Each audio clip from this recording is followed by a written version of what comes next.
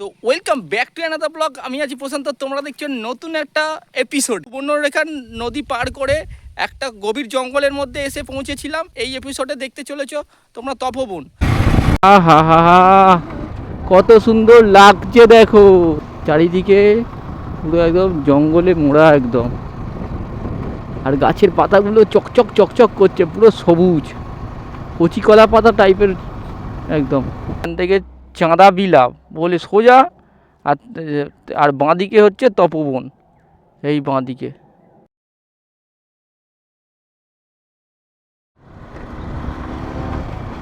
ওহো, পুরো সোজা রাস্তা, পুরো সোজা রাস্তা। এখন এরকম রাস্তা দিয়েই যেতে হবে, জঙ্গলের মধ্যে প্রবেশ করতে হবে, বাল্মীকি মুনির আশ্রম, ওখানে যেতে হবে আমাদের। আর এইদিকে পুরোটাই জঙ্গল, পুরোটাই জঙ্গল, পুরো সবুজ হয়ে আছে, পুরো জাস্ট মারাত্মক লাগছে। কিন্তু এত সুন্দর রাস্তা বলার কথা নয়।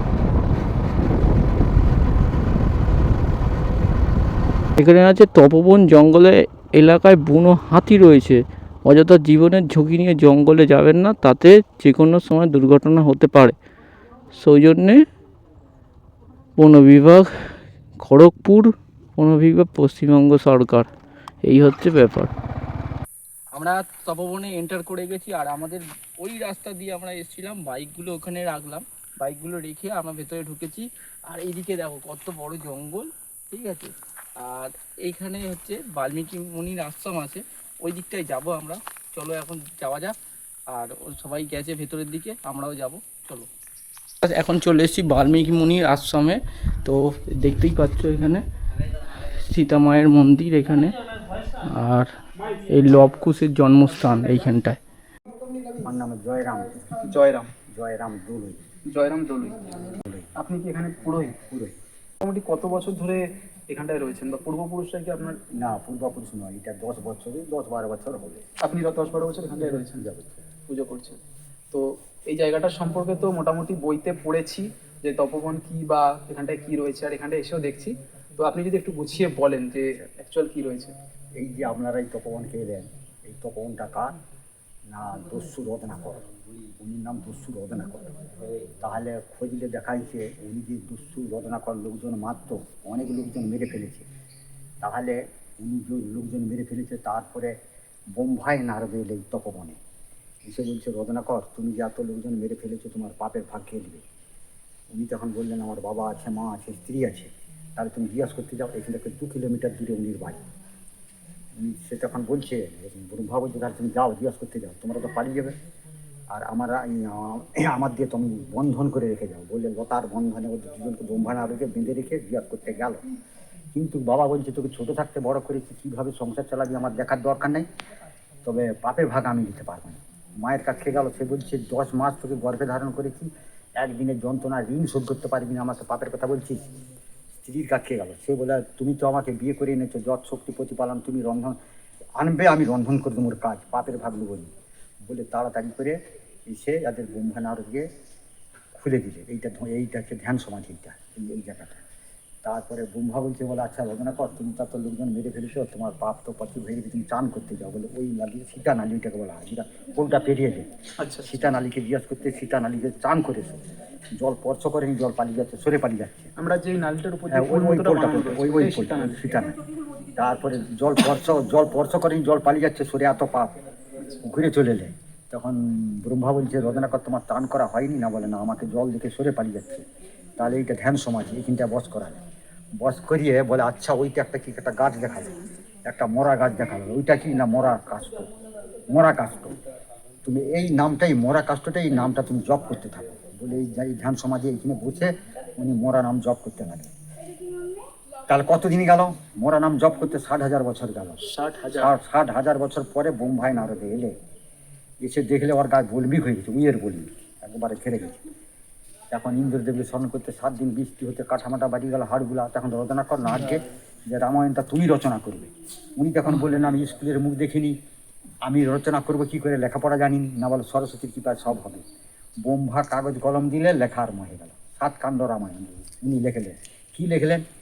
না আদিকাণ্ড, অযোধ্যাকাণ্ড, অরণ্যকাণ্ড, কিষ্কিন্ধাকাণ্ড, সুন্দরাকাণ্ড, লঙ্কাকাণ্ড, উত্তরাকাণ্ড, 7 কাণ্ড হয়ে গেল, কিন্তু ঠিক ঠিক পড়তে পারেনি। আরও মা সরস্বতীর কৃপা হয়ে কী দেখলেন না, আমি রামের লিখে পড়লাম, ভুল লিখে পড়লাম, রামের বনবাস 14 বছর। আর একটু আগে কী দেখলেন না, পঞ্চবটি বন থাকতে রাবণ সীতাকে হরণ করে নিয়ে যাবে, এটাও তো ভুল লেখা হয়ে গেল, কাটা যাবে না। আর একটু আগে কী দেখলেন না, রাবণ বংশ ধ্বংস হবে, যেমন সীতাকে নিয়ে যাবে পঞ্চবটি বন থাকতে, রাবণ বংশ ধ্বংস হবে। কে করবে না, হনুমান, রাম লক্ষ্মণ হনুমান গিয়ে লঙ্কা ধ্বংস করে সীতাকে অগ্নি পরীক্ষা করে অযোধ্যায় নিয়ে গেল।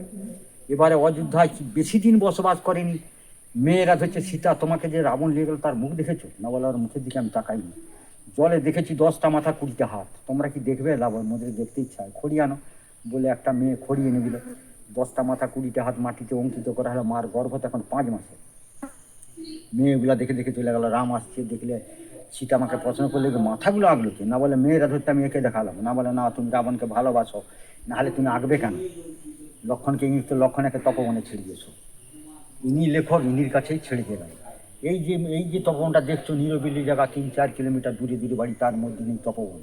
তাহলে আর তপবন কথা আছে না, অযোধ্যার পাশে নাসিকা আছে, যেটাকে অযোধ্যার পাশে নাসিকা আছে, যে না কেটেছিল লক্ষণ, সেটা নাসিকা, সেটাও তপবন। তাহলে আর কথা আছে না, দেওঘরে আছে, তাহলে দেওঘরে আছে আরেকটা গোমুখ তপবন। আচ্ছা, এবারে বলছি ওটাও তপবন। আমি নর্মদা গেলাম বোধহয় 10 বছর হয়ে গেল, সেটাও 4-5টা ধরে নর্মদা পরিক্রমা 4,500 কিলোমিটার, সেটা পরিক্রমা করে এলাম 6 মাস 10 দিন ধরে হেঁটে, সেটাও 4-5টা ধরে, তার তপবন অনেকগুলো আছে। তাহলে মনটা বলছে যে এত যদি তপবন হয় তাহলে আসল কোনটা? এবারে আসলটা হচ্ছে যে এইরকম নিরবিলি জায়গাটা, 3-4 কিলোমিটার দূরে দূরে বাড়ি, তার মধ্যে নেই তপবন। এইটা হচ্ছে যে আসল আমরা বুঝতে পারি, মা আছে কি বাবা আছে, এই মানে বাল্মীকি বাবা আছে, মা সীতা আছে, ইনিরা যদি না হেল্প করে হেতা থাকার রোহার কারো ক্ষমতা নাই।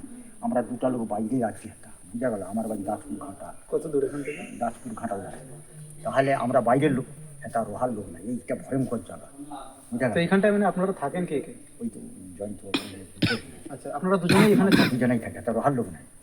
কপালে, এই যে তোমরা যে এলে তপবন কপালে থাকলে তোমরা আসতে পারতেন, বুঝা গেল, কপাল ছাড়া হবে, যার জন্য এই হচ্ছে সমাধি। তারপরে লব বুঝেই যখন এবার রাম যখন সেই যজ্ঞের ঘোড়া ছাড়লে, যজ্ঞের ঘোড়া ছাড়তে গোটা পৃথিবী ঘোড়া ঘুরে পড়ছে, বীরপুত্র হবে যে ঘোড়া আটকাবে, সে লেখা আছে জয়পত্রে। তপবনে যখন ঘোড়া ঢুকলে এই লব বুঝেরা 2 ভাই এইখানেই হয়েছে, এরা তখন বড় বড় হয়ে গেছে। তখন এবারে বলছে, বলে আচ্ছা মা আমাদের বাবার নাম কি? মা সীতা চালাকি করে বললে তোদের বাবার নাম হচ্ছে জগৎপতি। রাম বলে তাহলে যুদ্ধক্ষেত্রটা তোমরা যে 6টায় ঢুকলে, ওই 5টায় যুদ্ধক্ষেত্র, সেটা দেখার কিছু নাই। তাহলে ওরা 2 ভাই যুদ্ধ করে প্রথমে যুদ্ধে কে এসছে না, ভরত, শত্রুঘ্ন, লক্ষণ 3 জন সৈন্য সামন্ত এলে, সকলকে নিহত করে দিলে। সুমন্ত দিলে অযোধ্যায় গেল, রামকে খবর দিলে, তারা 2টা ভাই ছেলে, তারা অর্ধেকে সব নিহত করে দিয়েছে। রাম এলে তারপরে দিন, এবার রামের সঙ্গে তক্ক বিতর্ক, তোরা কি সতীপুত্র না? বলে হ্যাঁ। তাহলে আমার দিকে স্বর্ণকমল দেখাতে পারি, ফুলটা যেন সোনার হয়, তাহলে সতীপুত্র ভাববো। বলে এরা তখন বলে আমরা কি সতীপুত্র নয় দাদা, আমরা চপ মাকে বলবো। আর বাল্মীকি বলেছে যে তোর মাকে যা চাইবি তাই পাবি, ফেল হবে নি তোর মার কাছে। তখন লব এসে বলছে মা আমাদের স্বর্ণকমল দিতে হবে, সেটা কিন্তু যুদ্ধ হাটে বলে এইটা সীতা আমাকে বলেনি। তারপর স্বর্ণহারি ফুল কখনো সোনা হয় না, দাদু বলছে তোমার কাছে অসম্ভব কিছু নাই, তাহলে ফুলটাকেও সোনার করে দিলে। পায়ের নেপুর, ফুলের নেপুর কথা বাজে, নাম ফুলের নেপুর বাজিয়ে দিতে হবে, দাদু বলছে, সেটাও মা করে দিলে। এবার যুদ্ধ হয় বলে তো বলেনি এসব কথা। এবারে চলে গেল যুদ্ধক্ষেত্রে রাম এবারে যুদ্ধ করবেনি। এই যে তোরা ছোটো বালক, তোদের সঙ্গে যুদ্ধ করলে গোটা পৃথিবীর লোক আমাকে দোষারোপ করবে যে ছেলে দুটাকে মেরে ফেললে রাম, হ্যাঁ ত্রিভুবন বিজয়ী রাম মেরে ফেললে ছেলে দুটাকে, তাহলে অপযশ হবে আমার, তোদের সঙ্গে যুদ্ধ করবো। তখন লব বলছে আমরা আগে বান ছাড়, বলে লব ছাড়লে আগে, বান ছাড়লে, কুশ ছাড়লে পরে। এবারে গায়ে যাহাঁ তো লাগলে রাম তো ক্রোধ হতে লাগলে, এবারে যুদ্ধ করে রামকেও নিহত করে দিল। তারপরে এই বাল্মীকি বাবা এখন কথা না, মিছামিছি তপবনের একটু আগে গিয়ে বসে আছে, যুদ্ধ হবে জানে, পিতা পুত্র উনি সব জানে। তারপরে ঘুরে চলে এলে কী ব্যাপার, সীতা বলছে আমি প্রাণ রাখবো নি, আমার দেওয়ার গেল, আমার স্বামী গেল, আমার এই দেহ রেখে আমার মারা গেল। তখন বাল্মীকি বাবা সেই যুদ্ধক্ষেত্রে গেল, মরতে হবে না, আমি সব বাঁচিয়ে দিচ্ছি। কমকুণ্ডলের জল দিয়ে মন্ত্রপুত করে সকলকে বাঁচিয়ে দিলে। রাম বলে গেল 2 ভাইকে নিয়ে তুমি অযোধ্যায় যাবে। এবারে বাল্মীকি বাবা 2 ভাইকে নিয়ে অযোধ্যায় গেল, যাবার পরেই এবারে রাম বলছে, বলে ই করো, সীতা তোমাকে আমি অগ্নি পরীক্ষা করবো। সীতা আমার তখন দাঁড়িয়ে বলছে, একটা অগ্নি পরীক্ষা আমি শ্রীলঙ্কায় দিয়ে এসেছি, আবার এই এত মুনি ঋষির কাছে আমার লজ্জা বলে নাই, আমি আবার অগ্নি পরীক্ষা দেবো। তখন বসুমতীকে বলে, বসুমতী আমাকে তুমি কোলে করে নাও। বলার সঙ্গে সঙ্গে সেই গোলরা উনে মাটিটা পাতালে চলে হচ্ছে অযোধ্যায়। অযোধ্যায় এই হচ্ছে মাতার পাতার প্রবেশ। বাস এবার কুলবিচিটায় রাম ধরলে, কিন্তু সে আর বলেনি, পাতালে চলে গেল। আবার কিছুক্ষণ পরে রাম তখন ভাবলে পাতালে যখন গেছে আমি তীর ধনুক দিয়ে বার করি। তখন বসুমতী বললে, সে কি তুমি নররূপী নারায়ণ বুঝনি, সে কি আছে পাতালে, সে চলে গেছে স্বর্গ গোলকে চলে গেছে। হ্যাঁ, এই হচ্ছে মার অপবাদে যে মা সীতা বনবাসীটা, মা সীতাটা আছে আমরা ভালোই জানি। দেখো তোমার অপবাদ, তুমি যে রামায়ণটা পড়ছো, আমরা তো কৃত্তিবাসী রামায়ণ, আমরা তো নিজের মন পড়ানোর কথা নয়, বইয়ের কথা। কৃত্তিবাস ওঝা যদি না বাংলায় অনুবাদ করতো আমরা পাঠকে খুঁজেই পেতাম। হ্যাঁ, আজ বাংলায় অনুবাদ করছে বলে এই কথাটা বলতে পারি। হিন্দি ভাতের কী জানি আমরা, উত্তরপ্রদেশ হিন্দি ভাত সব। আর মা সীতা হিন্দি কথা বলতো, রামও হিন্দি কথা বলতো, বাংলা জানতো না। তাহলে আজ কৃত্তিবাস ওঝা যদি না বাংলায় অনুবাদ করতো আমরা পারতাম না। তো বাল্মীকি যিনি রত্নাকর দস্যু ছিলেন, ওনার বাড়ি বললেন 2 কিলোমিটার দূরে। হ্যাঁ, সেটার নাম, সেই গ্রামটার নাম রদনা বলি গ্রাম। এখন হচ্ছে রঘুনাথপুর। আর গেলে বাড়ি কিছু দেখানো? বাড়ির কিছু নাই, সেটা তেতা যুগ একটা বাড়ি থাকে নাকি? এই গাছটা যে দাঁড়িয়েছে দেখছো ক বছর বলতে পারবে? তেতা যুগের গাছ না, এই সমাধিটা প্রমাণ দিচ্ছে। এইটা তেতা যুগ হতে পারে। কত দেখে দেখে চলে গেছে, তোমার ছেলে এসে সেও দেখে যাবে সমাধি, কিন্তু কে দিয়েছে বলবে কি? গাছও বলতে পারবে, গাছের বয়স কত বছর, তেতা যুগ থাকতে গাছ নয়। হ্যাঁ, তার কে বলবে? আর এখানে ঘর বাড়ির মধ্যে এইসব ঘর বাড়ি সামান্য দিনের 40-50 বছর আগের ঘর, এই সমাধিটাই প্রমাণ দিচ্ছে এইটা বাল্মীকির সমাধি।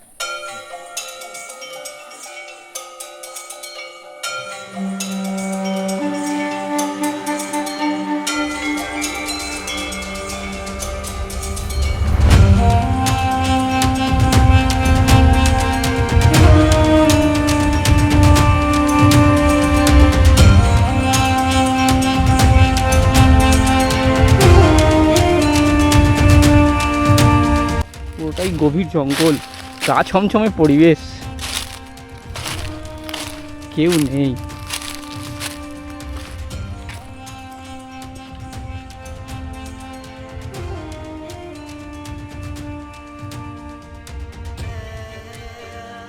দেখতেই পাচ্ছ, পুরোটাই গভীর জঙ্গলের মধ্যে, একটা জনমানব নেই।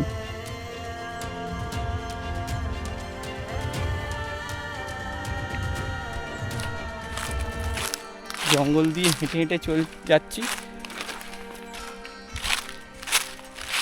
হেভি সুন্দর। আর ওপর দিকটা দেখো, এখানটা আবার কত পরিষ্কার জায়গা। গাছের পাতাগুলো দেখো, পুরো সবুজ, হেভি লাগবে। যাই হোক, বেশিক্ষণ আর এখানে থাকবো না, একা একা এসছি, বেরিয়ে যাই, নিচের দিকে যাই।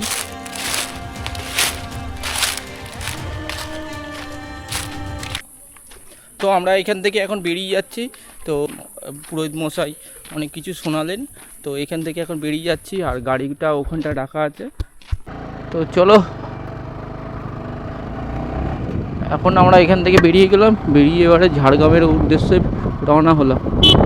2-3টে স্পট আছে ঘুরতে যাব। তো এই টিকিট কাউন্টার থেকে আবার সেই 20 টাকা দিয়ে টিকিট কাটতে হলো। আমরা ভেবেছিলাম অন্য রাস্তা দিয়ে হবে ফেরার রাস্তাটা। যাই হোক, এদিক দিয়ে এখন ঝাড়গ্রাম যেতে হবে, আবার সেই সুবর্ণরেখা নদী পার করতে হবে। ঝাড়গ্রামে ঢুকবো, ঝাড়গ্রামে ঢুকে কটা দেখি, যতটা টাইম হয়। দেখো বালি, দেখো চড়া বালি পড়ে গেছে পুরোটাই। এইটা আমরা যেটা পার করছি পুরোটা নদীর মধ্যে, পুরোটাই নদী অ্যাকচুয়াল। শুকিয়ে গিয়ে সব একদম বালি হয়ে গেছে পুরো, শুধু মাঝখানটায় শুধু জল আছে। 2-3টে সাঁকো পার করতে হবে, তারপরে ওইখান থেকে বাইকটা তুলতে হবে। আগের ব্লগে তোমরা যারা ছিলে তারা দেখেছিলে, কিন্তু এই ব্লগে এটা নিয়ে সেকেন্ড এপিসোড। এটা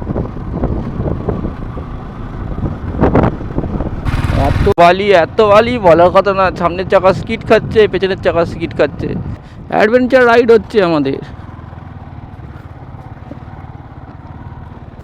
পুরো 200 কিলোমিটার গাড়ি চালানো হয়ে গেছে, যেতে হবে 300 কিলোমিটার, কারণ আমাদের এখনও 2টো স্পট ঘোরা বাকি আছে। ঘুরে তারপর বাড়ির দিকে যাব। তো আমরা এসেছিলাম ওই দিক থেকে, এদিকে গেছিলাম, এখন বাঁ দিকে যাব। চলো।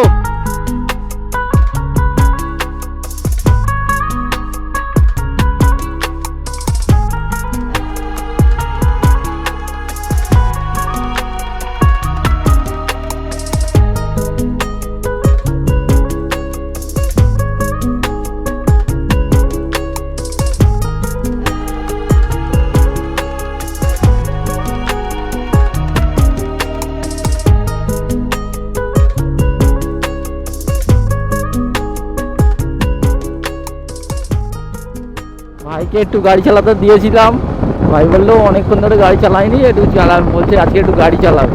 যাই হোক, এমন টানা টেনেছে, কোন জঙ্গলের মধ্যে ঢুকিয়ে দিয়েছে। এখন জানি না কোথায় যেতে হচ্ছে। খান্দারানি লেগে যাওয়ার কথা, সে কোন রাস্তার মধ্যে ঢুকে গেছি জানি না। ওরা চলে গেছে অন্যদিকে আর আমরা চলে এসেছি অন্যদিকে। রাস্তার মধ্যে, পাড়ার মধ্যে, গ্রামের ভেতর দিয়ে ঢুকে গেছি, লোক ধরে না পিটিয়ে দেয়। কোন দিক?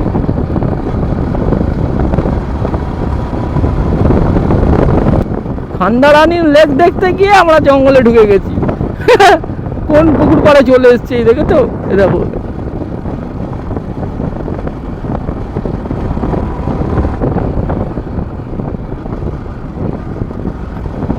কোন কোথা দিয়ে কোথায় যাচ্ছি জানি না। গুগল ম্যাপ কার বাড়িতে গিয়ে ঠেলে তুলে দেবে জানো না তুমি কিন্তু। হ্যাঁ, ঠিক যাচ্ছি। আধ ঘন্টা আজকে আর তাহলে লেকে যেতে হবে না। এই 30 মিনিট মানে ছেলে খেলা নাকি? এখানে 4:30 বাজে। এই যা রাস্তা, 30 মিনিট খুব চাপের।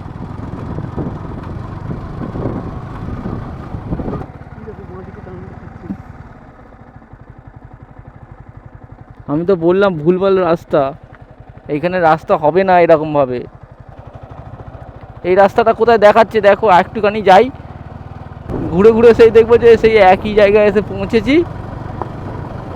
তার থেকে বরঞ্চ রাত হয়ে যাবে, এখানে কারেন্ট ফারেন্ট নেই, সোজা বাড়ি চলে যাই। যেই রাস্তা দিয়ে এসছি, ওরা ওদেরকে বলে যে ওতে গিয়ে কোথাও গিয়ে দাঁড়াতে, কোলাঘাটে, আমরা এপার দিয়ে ঘুরে বাড়ি যাই। শিওর তো? গাড়ি তো যাবে, ওদের পাড়ার মধ্যে গাড়ি যাবে না? চলো।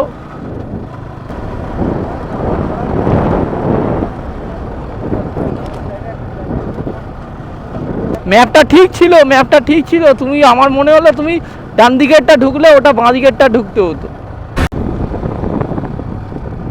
ভাই আমাদের কোথায় নিয়ে চলে এসছে, কিছু করার নেই। হ্যাঁ, রাস্তা তো ভালো লাগবে তো, ওই রাস্তার মধ্যে ভুলভাল ওই ছেলেগুলো কোথায় চলে গেছে কে জানে।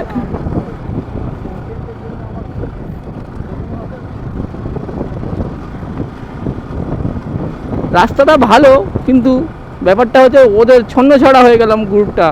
ওরা ওইদিকে চলে গেল, এই আমরা এদিকে চলে এলাম, এই জন্যই খারাপ লাগছে। সামনে গিয়ে কোথায় গিয়ে তুলবে নিজেরাও জানি না। গুগল ম্যাপের ওপর ভরসা করে কেউ?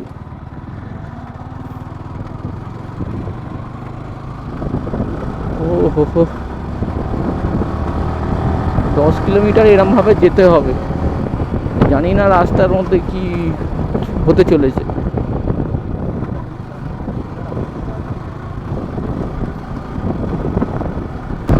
এই খারাপ রাস্তায় গাড়ি চালানোর মজাই আলাদা। ভালো রাস্তায় তো সবাই গাড়ি চালাতে পারে, খারাপ রাস্তায় কে পারে?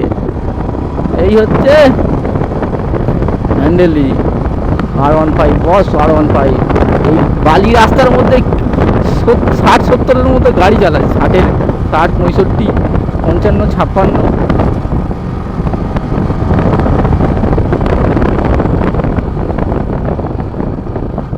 রাস্তা একদম ভালো নয়, একদম ভালো নয়। লাল মাটির রাস্তা, সামনে লোকজন বসে আছে, ক্যামেরা সারাক্ষণ চালিয়ে রাখতে হবে, বলা যায় না কোন জঙ্গলের মধ্যে ঢুকিয়ে দিয়েছি।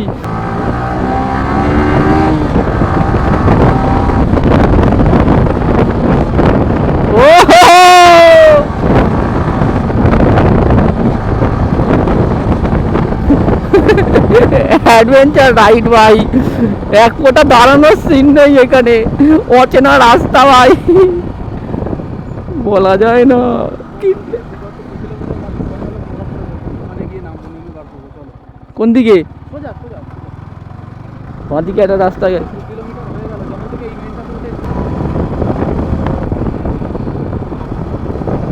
আরে কিচ্ছু হবে না, তুমি চুপচাপ বসে থাকো, গাড়ি আমার হাতে আছে এখন।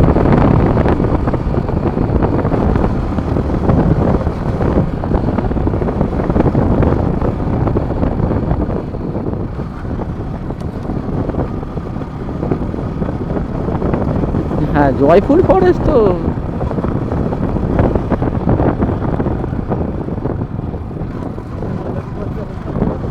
হ্যাঁ, কাদায় কাদা।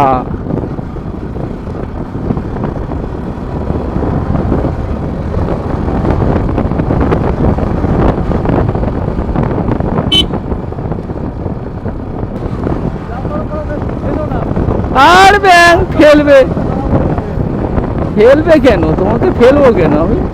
আর তুমি কনফিডেন্স নিয়ে চালাচ্ছ, আমি কি করে ভাববো যে তুমি এত কনফিডেন্স, তুমি ভুলভাল রাস্তার মধ্যে চলে যাবে? ওরে বাবা রে বাবা, এই ভুল রাস্তা দিয়ে ফিরে চলে এসেছি। এই দেখো কোথায় এসে উঠলাম, দেখো ওয়েলকাম টু তারাফেনী ব্যারেজ। দেখেছো কত বড় একটা ব্যারেজ? সোজা যাবো তো ভাই? এই ব্যারেজ, এই জল কোথায় ভাই? একটু দাঁড়িয়ে দেখি সেই যখন, না না এখান দিয়ে দেখা যাবে তো। দেখা ওরকম ভাবে রিস্ক নিও না, মিডিলে চলো। আরে রিক্স, লাইফটাই রিক্সেই তো লাইফ। এই দেখো কত বড় ব্যারেজ, চলো চলো। মাছ আছে মনে হয়, দেখো তো বড় বড় মাছ আছে।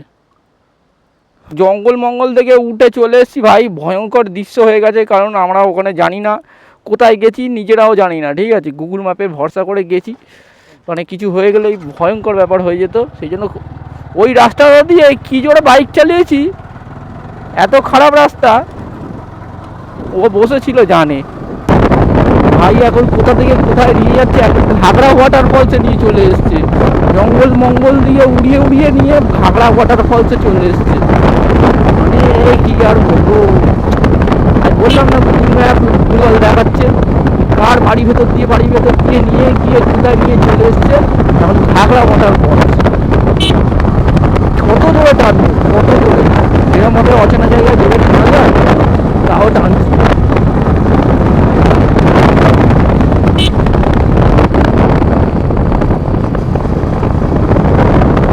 এই দেখো ভাঙড়া পিকনিক স্পট। কি চলো দাঁড়াও, উড়ে চলে যাবে গো, পিকনিক স্পটে এসছি আমরা। সামনে গিয়ে দেখবে, চলো পিকনিক আছে। চলো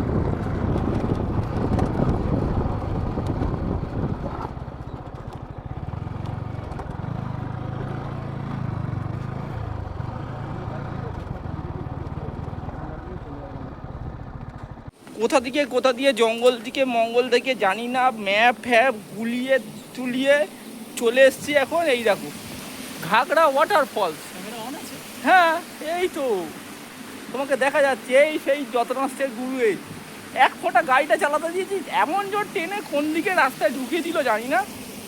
এখন ওরা চলে গেছে ওইদিকে, আমরা চলে এসেছি ওইদিকে। ওরা কোথায় গেল? ওই খান্দারানীর লেকে চলে গেছে, আমরা ঘাগড়া ওয়াটারফলসে চলে এসেছি।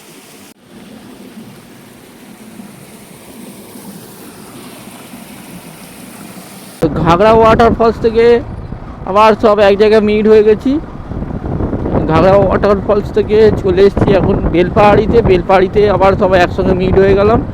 তো কিছু করার নেই, দুটো স্পট আরও ঘোরার ইচ্ছা ছিল, কিন্তু কিচ্ছু করার নেই, রাস্তার মধ্যে গন্ডগোল হয়ে গেছে, এদিক ওদিক সব হয়ে গেছে, সেই জন্য আর এইখানে যেতে পেরেছে, ওখানে যেতে পারেনি।